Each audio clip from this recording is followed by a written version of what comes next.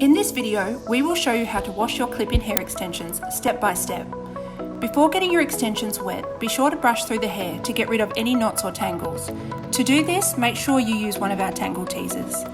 Neatly place the wefts on top of each other in a bundle and secure. This will help keep everything neat and will ensure the extensions don't get tangled with the clips. Now you want to run the water, making sure it's not too hot or too cold. Place a small amount of the product into your hand and begin to lather the extensions from top to bottom. This will remove any product buildup from your extensions. When cleaning your extensions, we recommend that you use products that are alcohol and sulfate free to ensure that they last as long as possible. Now we want to rinse out the conditioner really well. Be sure to rinse every single weft because you don't want the extensions feeling greasy the next day.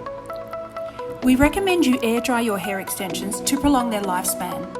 You will need to lay all of the wefts out on a flat surface. The last step is to gently brush your extensions with one of our tangle teasers. We normally wouldn't recommend brushing wet hair.